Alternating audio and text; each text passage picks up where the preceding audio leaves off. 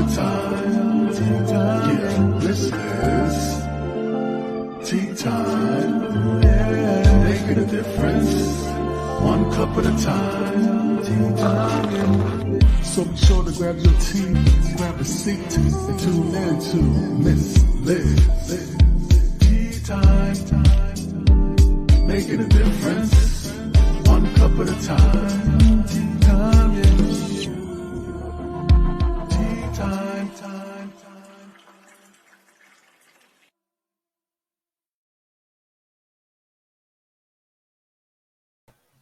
Well, welcome to everyone out there who is listening and watching today. Is a new tea time, and I am joined with an incredible man, Jeff Rasley, and he's going to sit and have tea with me, Miss Liz, and we're going to talk about a bunch of different things.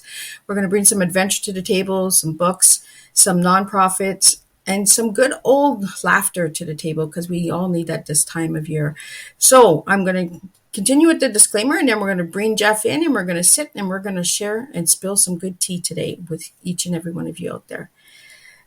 The disclaimer for Miss Liz is the live tea time shows.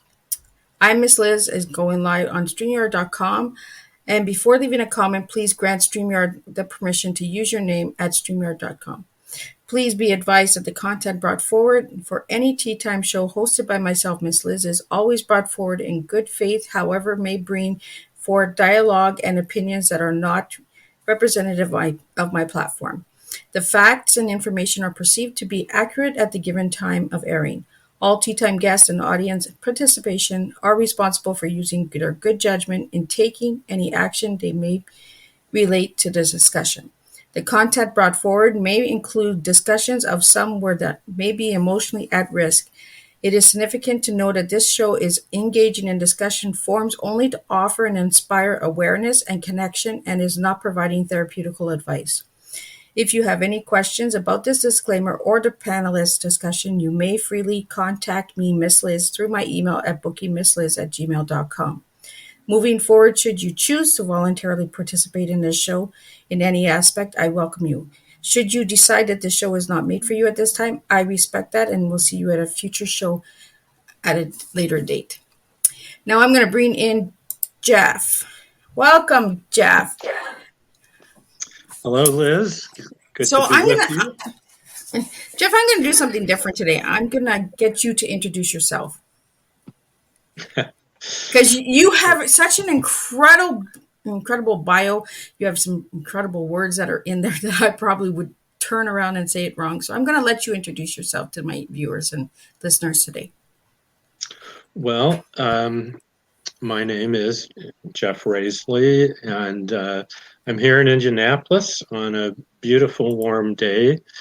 I grew up in a small city, Goshen, Indiana, and went to college at University of Chicago, and I went to law school at Indiana University Law School, and I also graduated from Christian Theological Seminary. I practiced law for 30 years. I lead treks and mountaineering expeditions over in the Himalayas.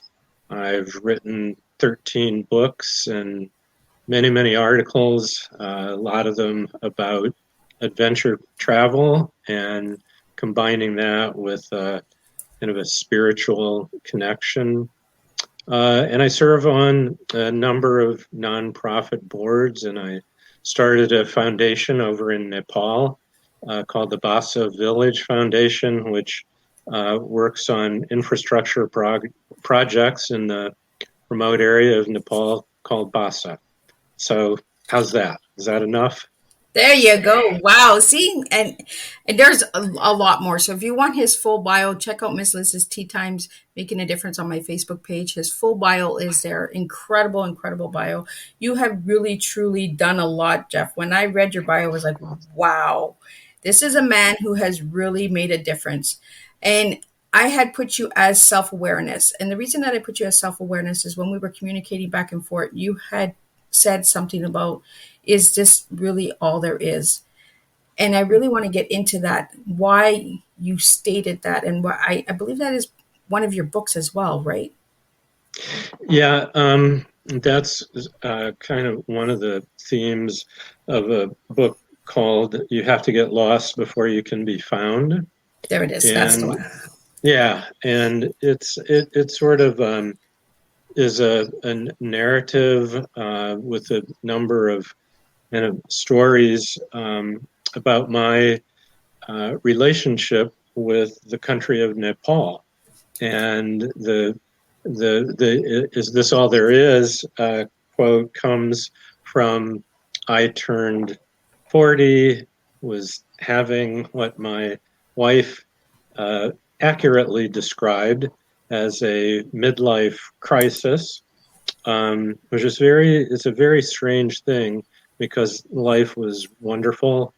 I had two boys that I loved being a father with, and coaching sports teams and all the things that went with that. I had a really nice law office, good practice, and it just seemed there was still something missing.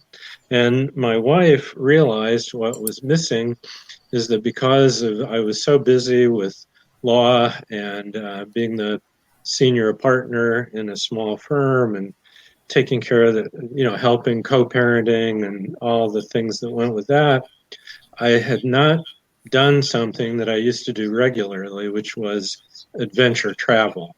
So I came home from the office one day, and my wife Alicia slapped this brochure down on the table in front of me and said, "Why don't you go do this?" And it was a brochure about trekking the Mount Everest Base Camp Trail over in Nepal. And so I like to say, she was telling me to cure my midlife crisis by go taking a hike. And In a on the nice other, way. yeah, and on the other side of the world. So, so that is, is this all there is? It should have, from sort of the standard inquiry about what you need for meaningful life. I had it all, but yet that spirit of adventure, that need to experience something new and different, that part of myself was not being fed, and Alicia recognized that. So that kind of is what kicks that book off. Well, and I think more husbands need to be told to go get a hike like that, right? Well, since I went back 14 times, You took a lot of hikes. she may have thought that maybe I took it a little further than what she had expected. You literally took those hikes. Yeah, I literally took those hikes. So took the what's generally considered the highest hike in the world. Base camp is about 18,000 feet elevation.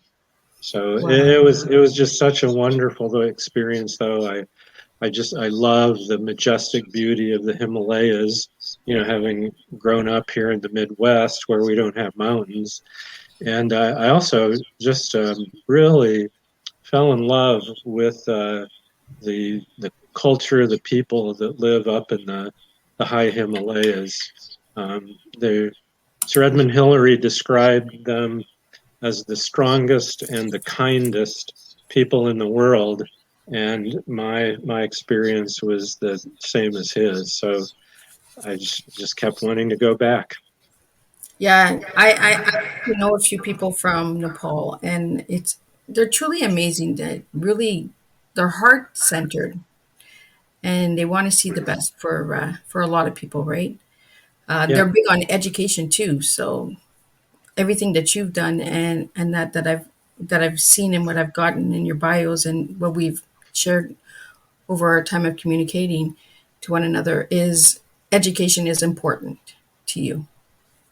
yeah. I mean, I've been teaching a class at Butler University about philanthropy, off and on for almost 10 years now. And interestingly, this area called Basa, which was really completely untouched by the outside world, until the late 1990s, early 2000, when I first went to Basa in 2008, and my trekking group was only the second group of what they called white people had ever been to that area of Nepal. And the first thing that the village asked for help from the outside world, was a school.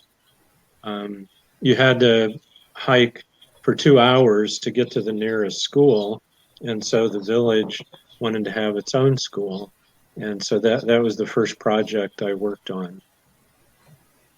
And you've worked on multiple nonprofits. What is it about nonprofit organizations, Jeff? Well, they need help. Most nonprofits, since they can't have a business that actually makes a profit, they're often struggling for volunteers, struggling for money, and so they have needs. And I grew up in a culture and environment that I was taught as a child that if you can, you should give. And those of us who have been given plenty should give back. And I was given a good education, a good upbringing, and enough, drive, talent, intelligence, or the innate gifts that I can't claim any responsibility for. I just got them. So I've always felt like I should try to give back. So, how did you get to be a millionaire before you were 40? The law was very good to me. I started out working for a nonprofit. I started out working for a legal services organization, was, I think kind of a young legal idealistic crusader, wanting to use the law to save the world, and did some really good things. But after a few years, I saw my classmates from law school driving fancy cars and buying big houses in the suburbs, and I finally decided, yeah, man, I want some of that too. So went to work for a big firm, kind of learned the business side of law, and then with two of my best friends in the firm, we started our own firm, and for me, it went well. I think, at least back then, law was something that if you worked hard and you were good at it, it was hard not to make a lot of money. So, I worked hard and I was pretty good at it. Well, exactly, because it shows you're good. Like, just seeing what you've given me and what you've shared with me, you're a real determined person, and you get the job done, you get the results, and that. So, out of all of the foundations that you worked on and are a part of, what is your favorite one? Well, my favorite one is the one that I started, which is the Basa Village Foundation. It's, we started with nothing. It was just it was an idea of mine, but not mine alone. My kind of partner in Nepal, a guy named Niru Rai, who owns a trekking company called Adventure Geotreks that I've been using as the trekking company to organize treks with. He's from Basa Village, and he had started with the help of another foundation the school there, and it only had 3 grades. And so after I met Niru and a bunch of guys from Basa, because they work as the porters and the guides and the cooks, the crew for our expedition, they asked me if I could raise $5,000, and with $5,000 they could add a 4th and a 5th grade to the school. They could, extend the school, pay 2 more teachers salaries, and so I thought, $5,000 to give these village kids, these beautiful children, 2 more years of education and provide jobs for 2 teachers. How can you say no to that? So that's what. So I asked a number of my trekking friends, and I was attending a Quaker meeting at the time and still do, called First Friends Indianapolis. Asked if it wanted to help, and we very quickly, easily raised $6,000. So sent that to Nepal. Took a group with me over to visit Basa for the first time, and we were literally covered in flowers when we arrived at the village. And that's where that picture comes from that you see Yeah. in the bottom here. Yeah, and that's after I've taken a whole bunch of the flowers off.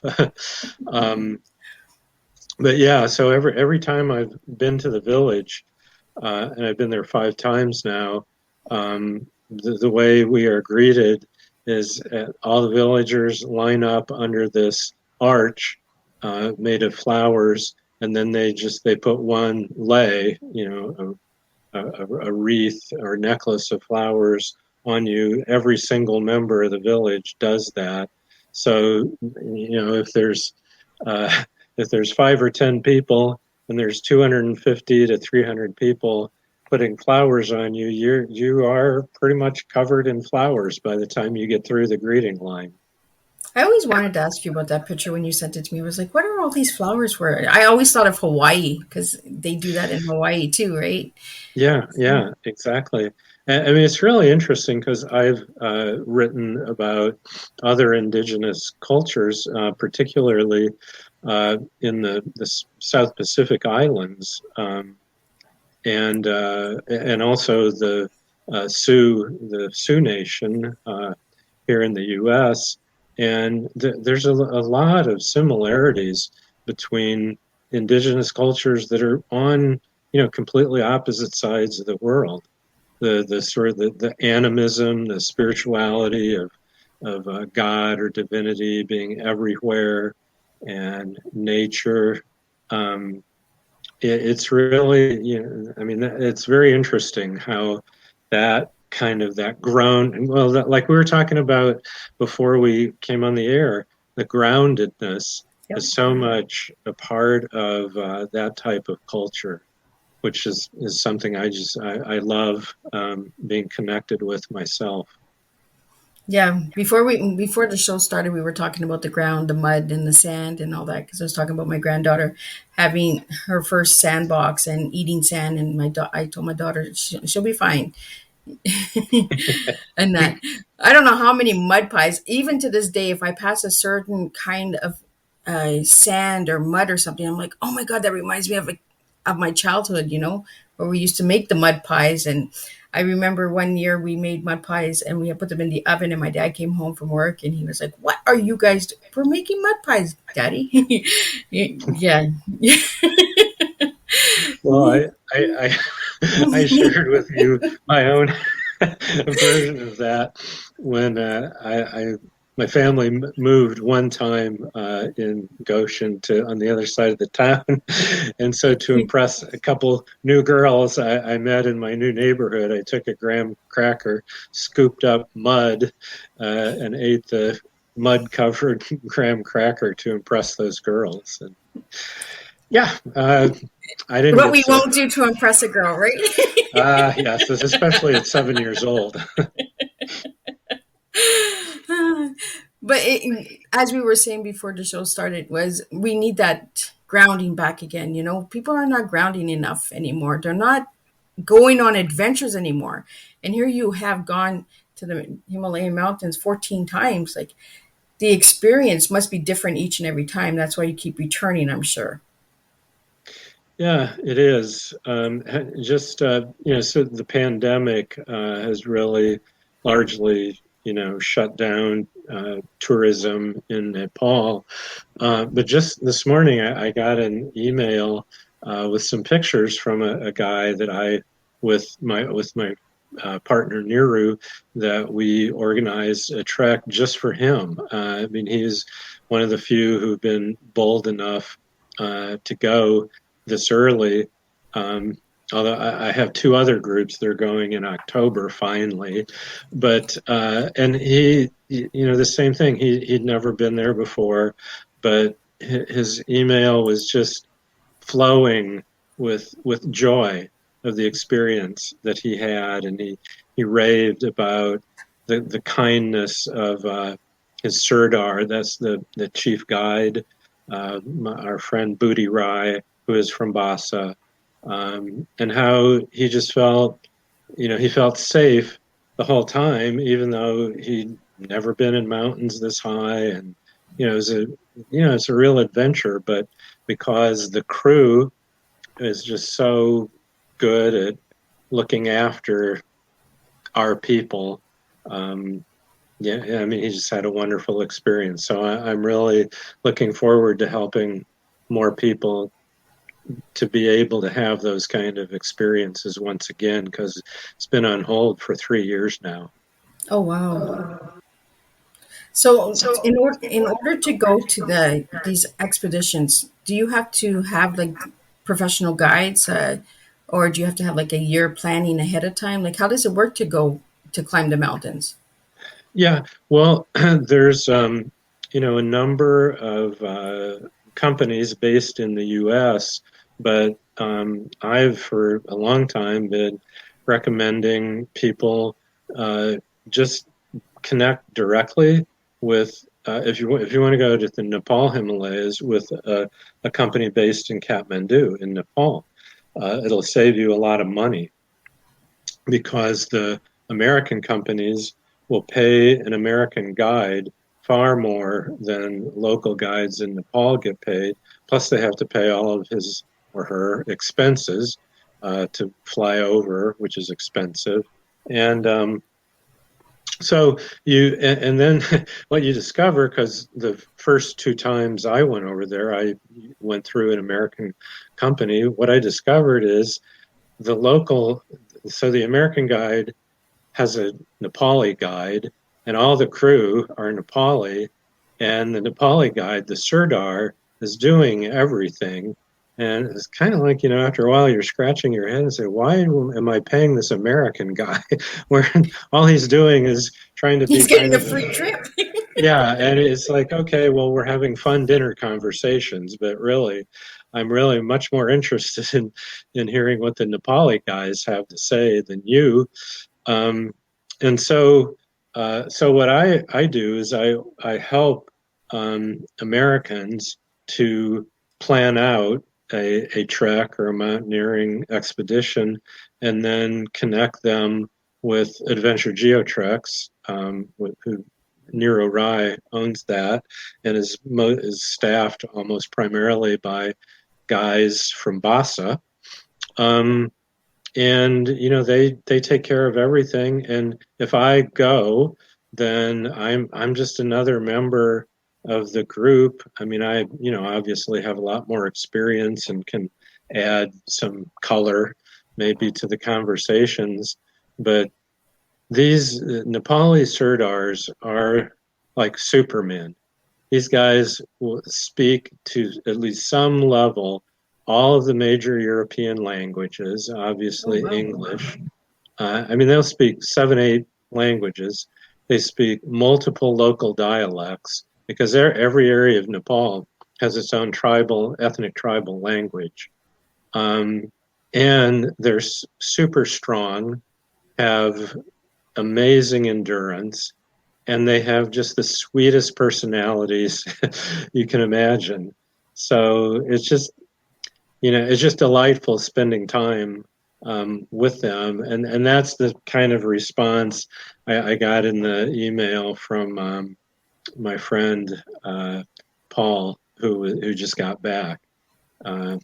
So it's very rare for somebody not to have an incredible experience trekking in the Himalayas, as long as you get connected with a good trekking company.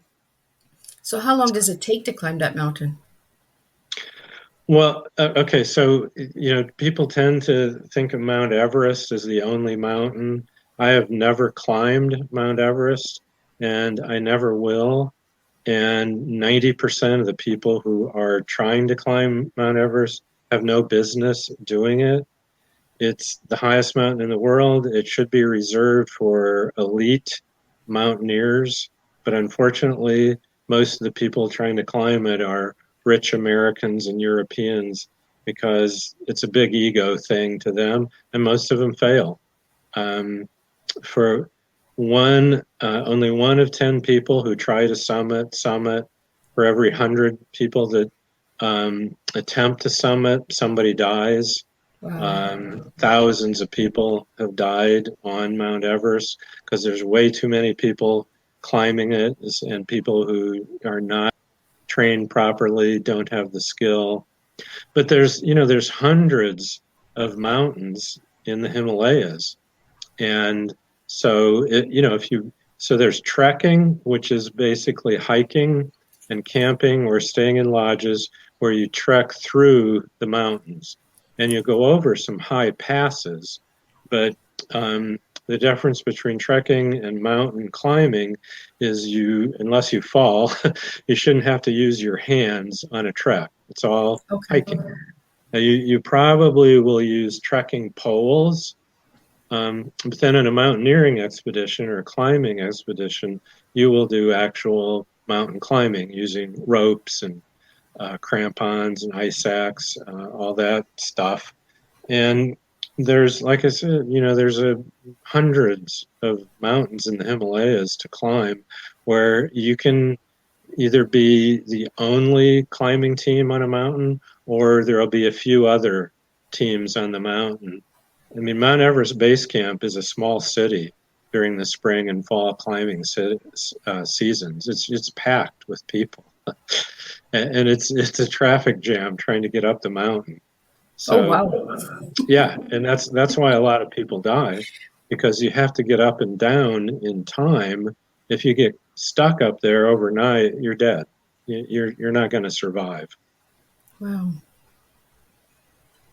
I like that you're giving that education as well, right? Because a lot of people just think, oh, well, I'm going to go mountain climbing without understanding that you do need to have some knowledge of how to do it, right? Because, like you said, Mount Everest, like I've heard some really stories where people just don't make it. Like, why are they even climbing that? Like, and it's like you said, an ego boost, like I did this, I climbed, and some of them it's a personal goal or a challenge, but they don't have the experience or the expertise to do it or get the right resources. Like you said, like you hire somebody from from American, but the Nepal guy is doing everything, so we really need to start educating ourselves and understanding that certain people can do things and other people just want to do them without understanding that they can't do it, you know now I want to get into a little bit more, Jeff, about your books. You have 13 incredible books and you have a bunch of articles. What got you into writing? I grew up in a family of journalists.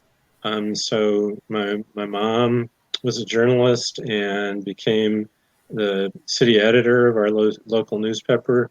My step grandfather was the editor in chief.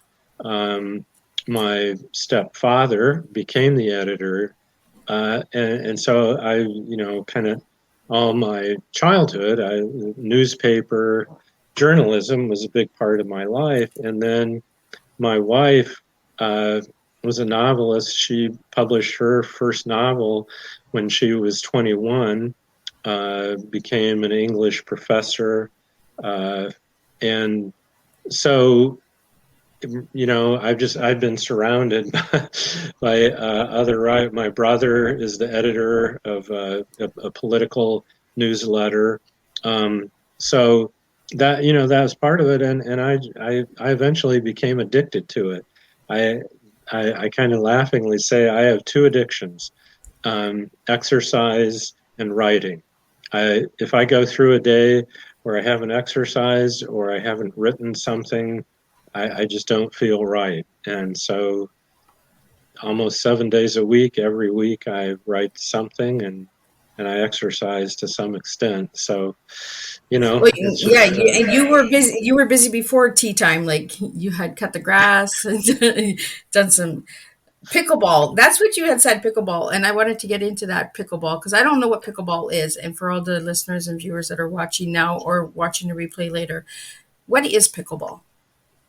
well, it's a very fun game, and it's played mostly by old farts like me. It's it's That's why I don't know what it is. yeah. You're way too young for it, Liz. You ain't in You that need another area yet. you need another 20 or 30 years. I'm But almost going to be 50. So, well, you're getting close. oh, getting close. Okay, that's good. Um, but it really is. It's played mostly by retired folks. It's on kind of a downsized tennis court with a net. It's played with a wiffle ball and with paddles that are sort of like oversized ping pong paddles. Oh, So the court is smaller than tennis, so you don't run as much as tennis. The paddle is smaller, so it doesn't put as much stress on your shoulder and elbow. And the game is really kind of designed to be sort of like an easy an easier game of tennis. It's a lot like tennis, the rules are. And it is mostly played by older people, but it's the fastest growing sport in the world. oh, Um, yeah, here in Indianapolis, when I was introduced to the game, I'd never heard of it. And when I was introduced to the game 3 or 4 years ago, um, I went to this group and I looked around and wow, I'm one of the youngest people here, which so see, having I could start learning it. yeah. So having played in tennis and volleyball and basketball leagues for years, where I was getting older and older, and then I'm looking around, oh my God, I'm the oldest guy on this volleyball team or the oldest guy in this tennis league. It was kind of delightful to get introduced to a sport where I'm not so old. Um, but so it's an easy sport to pick up for people that have played racket sports before. And if you're, it good eye-hand coordination, kind of rhythm, coordination, and you pick it up very easily. So it's like tennis and ping pong. Yeah, uh-huh. So a mix of both. It is, yeah. It's sort of like you playing tennis on a smaller court with a ping pong paddle, but with a wiffle ball. With a wiffle ball. Yeah.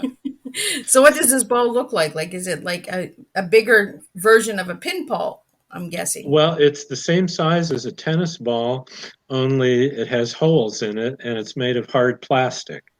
Oh, And so it's a lot lighter than a tennis ball.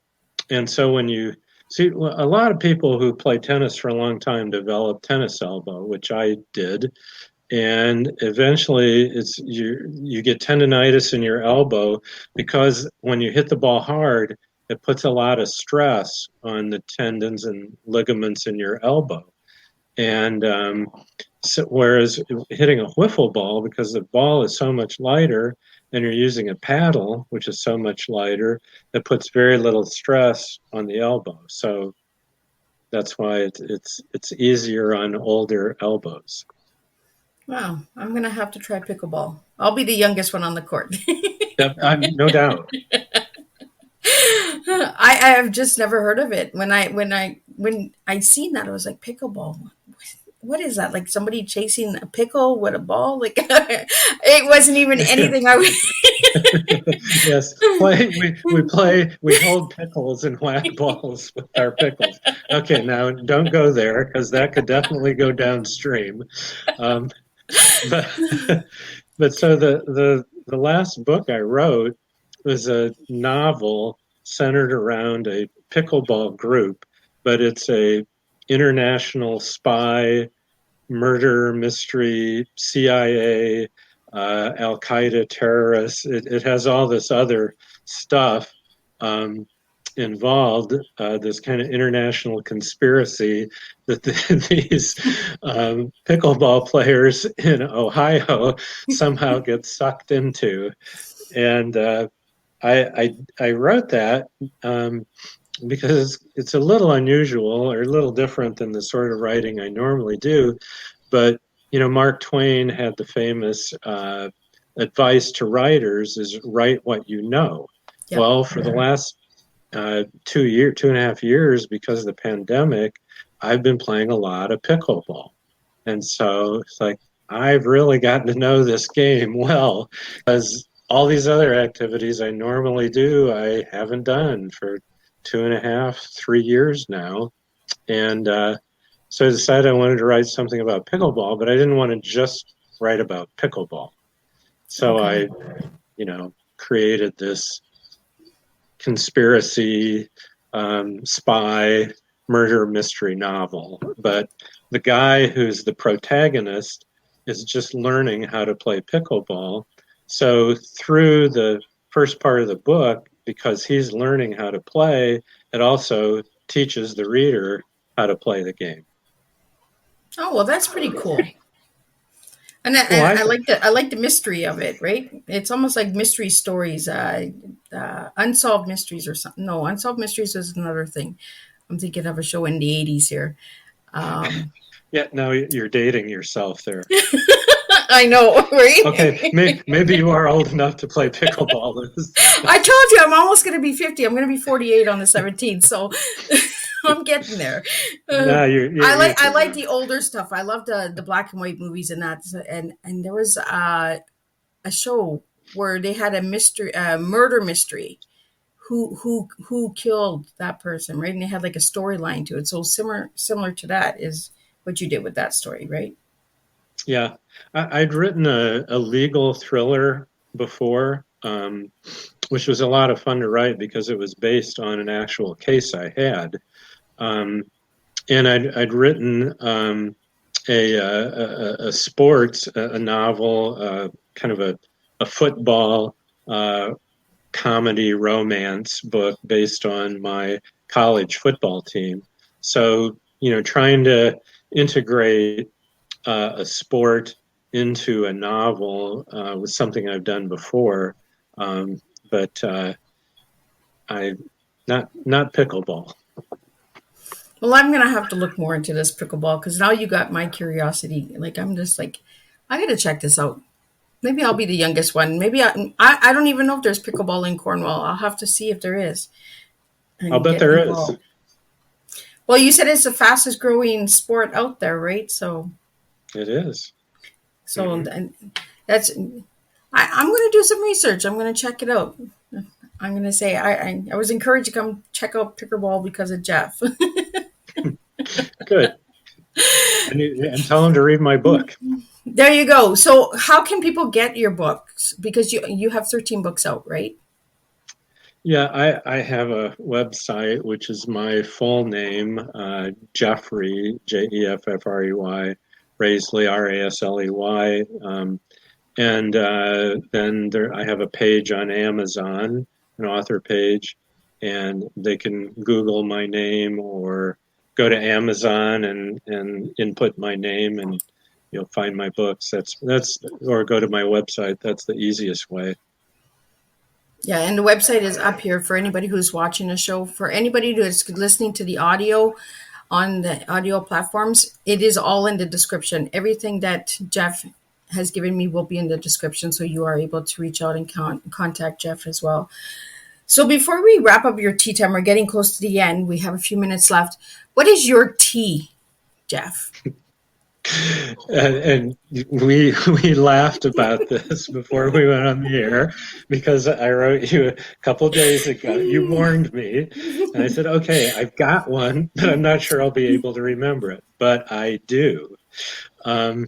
So TEA, it's Wow, I almost forgot for a I second. should have bet. I knew I should have bet.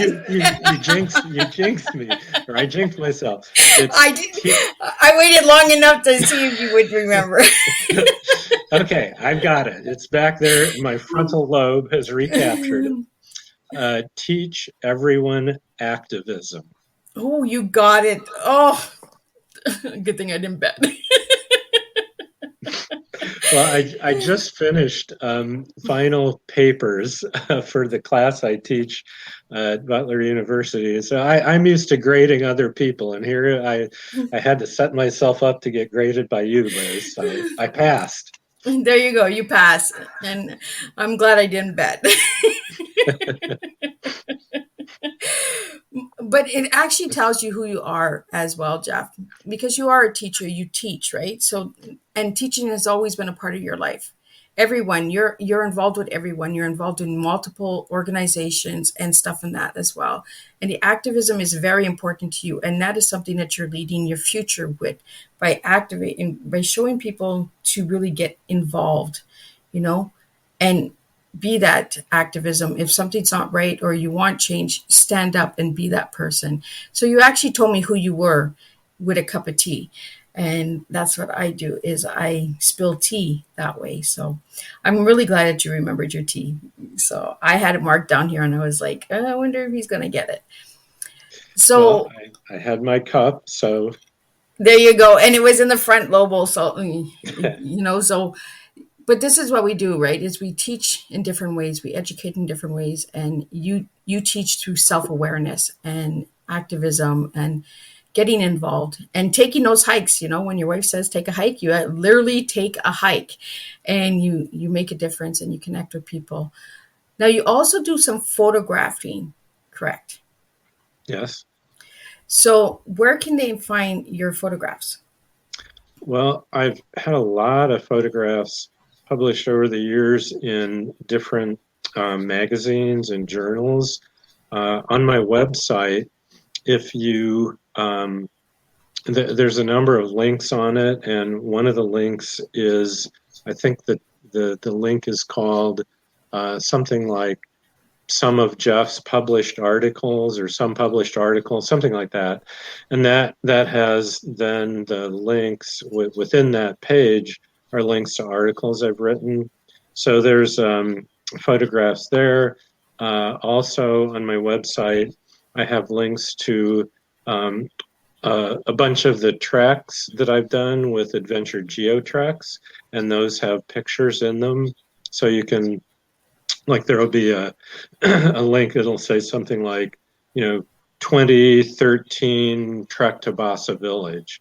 And then that'll have pictures of, along the way to Bassa Village. And so that's really the best way to see. And also there's a link to my email on the website. I mean, if anybody really just wants to connect personally with me, I'm happy to connect by email. And I really enjoy doing photography, and the photography I've done that's been published has either been in the Himalayas or on island adventures. I wrote a book called Island Adventures, Disconnecting in the South Pacific and Caribbean. And in that book, there's a lot of pictures from the adventures I had on those different islands, from hiking and kayaking and scuba diving, and also just getting to know the local culture on different islands. So you're real adventurous. Like you went scuba diving, mountain climbing, canoeing. You've been all over, haven't you? Well, when I was 18, to my parents' great consternation, I dropped out of college after one semester and hitchhiked across the country. Then the next summer, I went to school in England for half the summer and hitchhiked across Europe the other half. And Wow. then the next summer, I took a motorcycle trip from northern Indiana all the way down through Mexico, before my my bike got wrecked and my partner's bike got stolen, and we had traveled 7,000 miles on our motorcycles and then had to hitchhike home. So, I started off at an early age, adventuring, and just haven't run out of the desire for adventure yet. So, what is it about the adventure that gets you? Well, I think part of it was that I grew up in this small town where everybody knew everybody. And Okay. I had a very stable life, stable family, surrounded by love and generations of older people. Like my great grandmother lived to be 98. She died when I was 17, and I had these great aunts, and it gave me a really solid foundation that I, instead of being afraid of trying other things, I was really curious. I wanted to meet other people. I wanted to see other places. I wanted to experience other cultures, and I wanted to test myself. So, that's what you do in an adventure. So, for anyone who's watching now or watching the replay later and listening, all of the information that I'm popping up for the audio ones, you won't be seeing us, but I'm putting up all of the links and locations where you can find Jeff. If you'd like to reach out to him, have him on your podcast, because you have done over 100 radio shows and podcasts, I believe, as well, right, Jeff? Yeah. Mm-hmm. So, if anybody is interested in having you as a guest, how could they reach you? Through the website?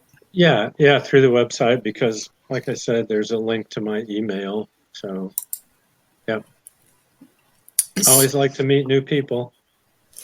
And you're such a hoot. Like, I learned how to play pickleball. Well, not play it, but understand it.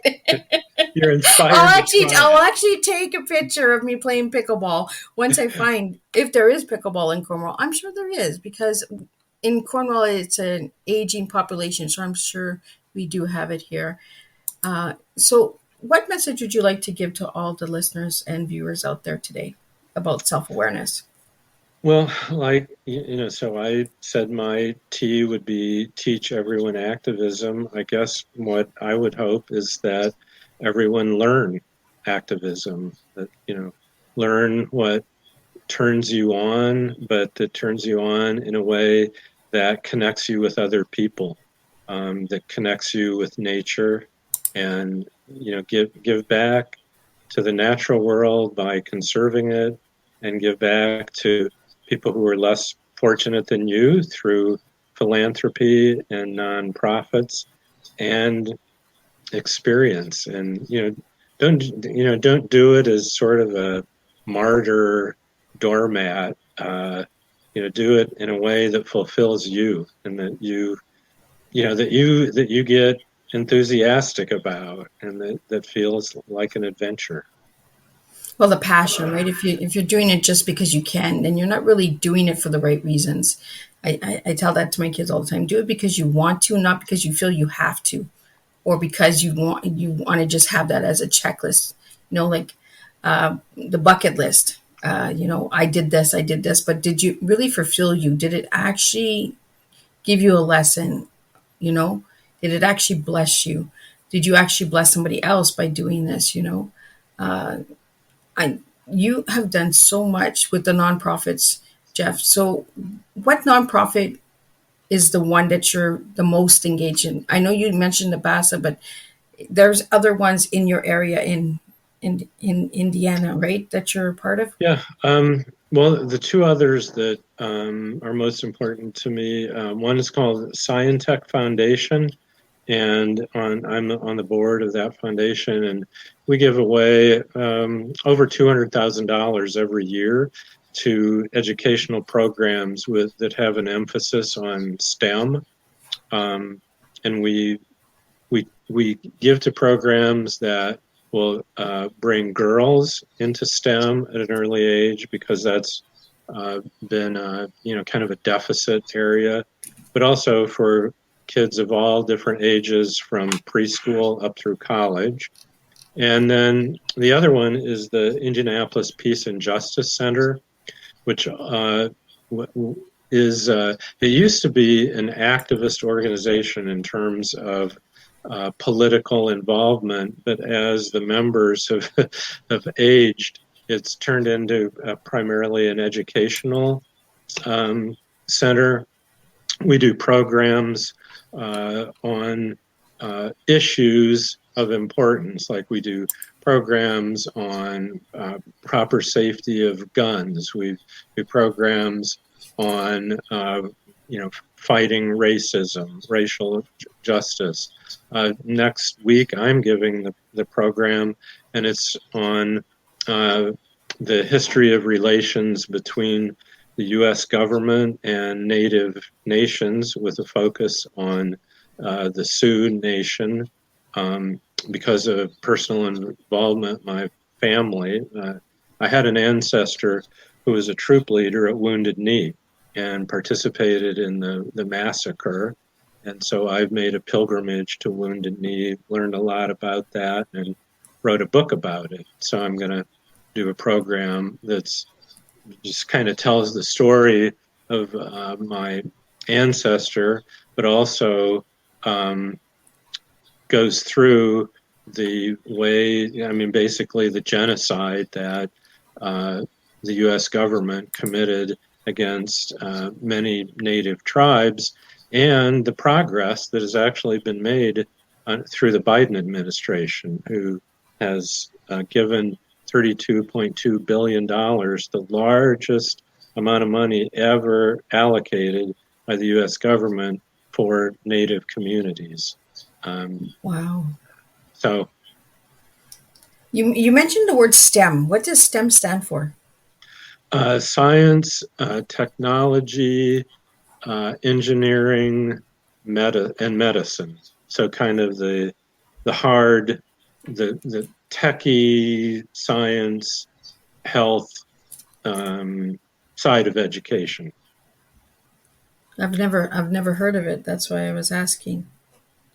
Yeah, I prefer STEAM, which adds the A of arts, but our foundation bylaws, the organization was created to focus on science, which is science and technology, but we're kind of believe it or not, some of the younger members. I feel like I fit in now. Yeah, are trying to get us to lean in a way that also includes art. So we're now trying to advocate for STEAM. I like that because art is important. Art it opens the mind as well, right? Absolutely. Like photographing, writing, painting, drawing, we need more of that. We need more of that engagement on the paper and releasing, and that, the hands need to be busy, not on technology all the time, but through the arts as well. Yeah, I've learned a lot about the arts. So. Well, and there's been so much emphasis on technology. The computer revolution, the internet revolution, and video games, virtual reality, all that stuff. So many young people grow up with that, and we need to encourage the humanities, the arts, and if you look at majors of college students, it used to be fairly evenly divided between the arts and sciences, or humanities and sciences.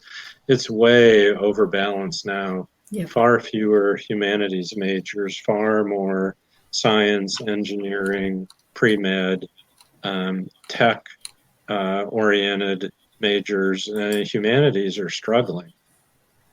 I fully agree with that. Humanity needs to come back. Like, we need to get more activism, and we need more passion. Like, I find that there's no passion in the world anymore.